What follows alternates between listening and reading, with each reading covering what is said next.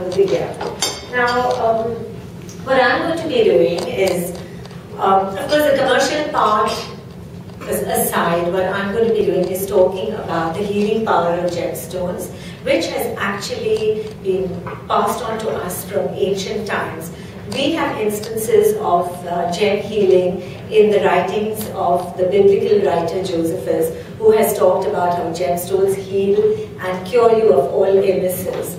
And then, of course, we've been handed the ideology of Navratna healing from the Rig Veda, from which I'm going to go through these slides so you'll get a fair idea of what exactly the Navratna healing entails. And then we'll go on to like an interactive question-answer session, in which we talk about trends in jewelries and what diamonds and what's happening in the gold trade, etc. and modern day trends. So, should we start with this slide? Now, we have the ideology of Navratna from the Rig Veda. We worship Agni, the fire god, as Lord of sacrifice. He give all gods their share. He who always does good to others, and as progenitor of seasons and beholder of gems. Gemstones are nature's bounty. So there is so much of cosmic energy attached to them that when we wear them in our daily lives, we're actually absorbing the radiation of those gemstones into our system to bring about complete harmony in body, spirit, and mind. Next. Now, Astro-Gemmology is the scientific study and the use of gemstones for astrological purposes. Now, I think most Indians have a Janam Patri, right? And along with the Janam Patri, we use the correct gemstone to help us in life in the healing process. So if at a certain point of life you're going through a certain kind of affinity, then you know that this is the gemstone that you have to wear, but it is done through your astrological chart. Without that, it is just another gemstone healing, which is the Western way. But according to the Navratnas, it is through the astrological chart. And there are 5 steps, which I'm going to enumerate later, as how you do the perfect healing process. All gemstones are minerals, but all minerals are not gemstones. Now, gemstones, obviously, which are crystallized, and minerals that are crystallized becomes gems. But those that remain in their natural forms and are not crystallized just remain minerals, so they really do not have the power that we are looking for to absorb in our system. Now, the types of gems we have. The first one is the natural gems, which are all our natural gemstones. Then we have simulants, which in modern day times there are so many simulants. Simulant is a stone that actually looks like the natural stone, and these are assembled in laboratories all over the world. So it's, unless you are like a really perfectionist and you know your stones, it is very easy to get duped today, because particularly in Bangkok, in Thailand, they have such wonderful imitations and simulants which look exactly like the real stone, because they pour oil into them and they sort of bring out the fire in the stone in the laboratories themselves.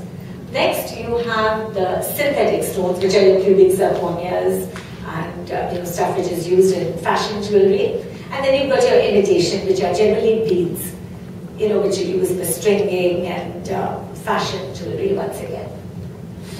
So the qualities that we always look in a gem. The first quality, when you look at a gemstone, what attracts you is the look of the stone.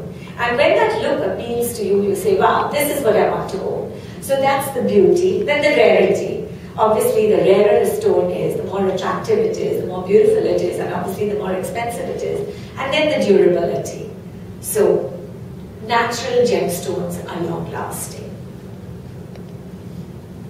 Now, in the day of alternate therapies, today in troubled times, there are so many alternate therapies that everybody wants to practice. You have Vastu, you have Feng Shui, you have aura healing, you have crystal healing, you have all kinds of healing. But does that really help you? And how does that help you?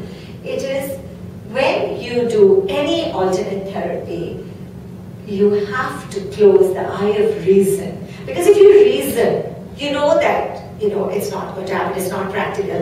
But when you close that eye of reason and you believe in whatever you're doing, you will be able to achieve the complete perfection of alternate healing. Now, gemstones work as shock absorbers.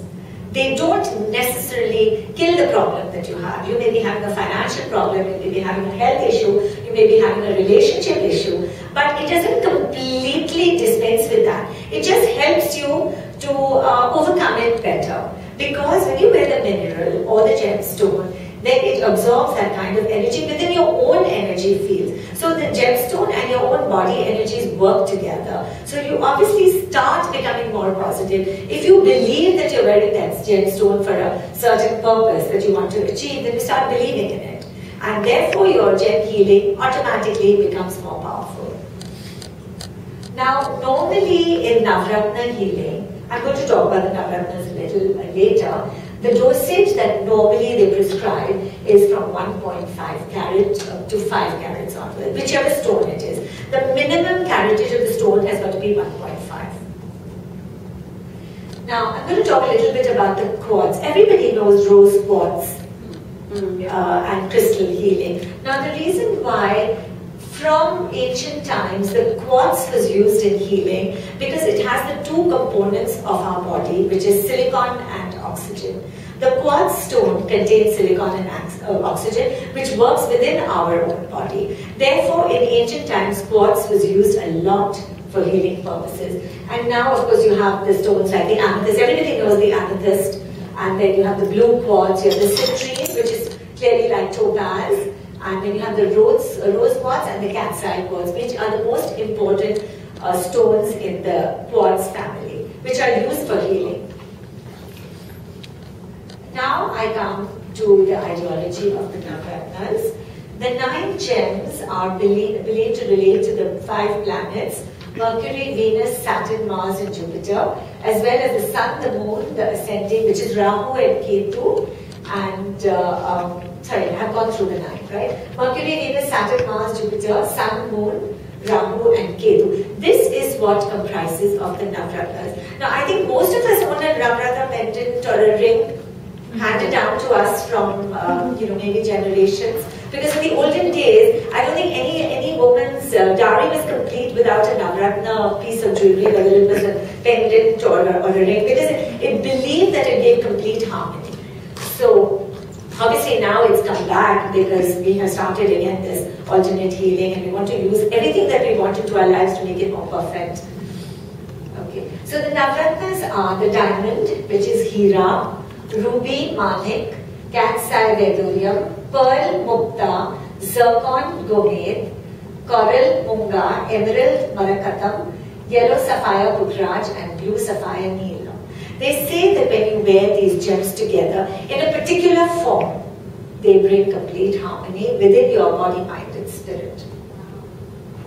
Now this is the original formation of the Navratnas with the ruby in the center, because ruby is the stone of the sun and sun is your energy. So without energy, there's no existence. So therefore the planets move around the sun. So you have them in this setting, which is the ideal setting any time you want to set your Navratnas. And there's the stone. And this is just a piece of jewelry to show you how it looks when it's set in the Navratna form. Now ruby is for sun. Now, before I start the enumeration of the 9 gems, I have made a very, very, very simple 5-step healing process to wear and energize.